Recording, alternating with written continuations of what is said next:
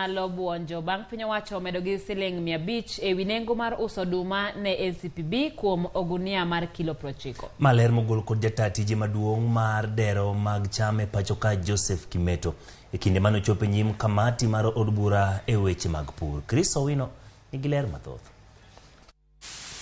E gino madhi kelo mor e chuny jopur mag oduma ma pacho kae, dero mochung' ne cham e pacho kae National Cereal and Produce Board NCPB olando chenro mar nyiewo oduma kowuok kuom jopur e nengo manyien. Why did you capitalize the organization with VAT amount? Ka odwoko penjo nyim komiti mar od bura e weche mag pur, jata tije maduong' mar NCPB Joseph Kimote oyango ni kochakore sani piny owacho biro tiyo gi shillings 5,600 e nyiewo ogunia achiel mar oduma e rapim mar kilo 90. Right now we are open to purchase maize.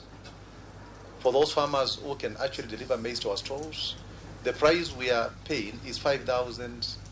It was 5,100 shillings, but as late as yesterday, through a consultative process with my colleagues, we increased the price to 5,400 shillings. 5,600 shillings. Mayen medro gi shillings 500 ka ipimo kod nengo ma shillings 5,100 mane jopur osebedo ka use nego NCPB oduma e rapim mar gunia mar kilo 90. So any farmer across the country who can deliver to our stores at that price will pay the money in cash through the M-Pesa transactions. So there is no delay at all.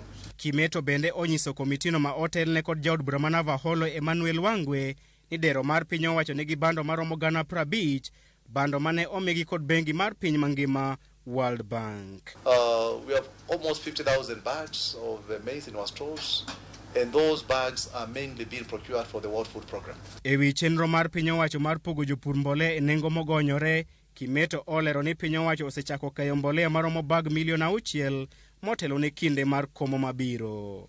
We are distributing the long-range fertilizer across 12 counties, which are currently planting. We are talking mainly North Rift, South Rift, and some counties in Lake Western area, Migori and Homa Bay. Migao mar pur kanyakla kod bad migao mochung' ne timo nonro e weche mag pur kod pith bende dhi nyime kod timo nonro e wi kit mbolea monego chwal ne gwenge mopogore opogore ma pacho kae kaka yo mar kedo gi tho mar cham e puothe kaluwore gi tiyo kod mbolea marach. We have engaged CARO and other government research institutions to research on the appropriate fertilizers for specific regions. So I think we'll be seeing a bit of some rollout in that. And also on the climatic, requirements. Chris Owino, Ramogi TV, Nairobi.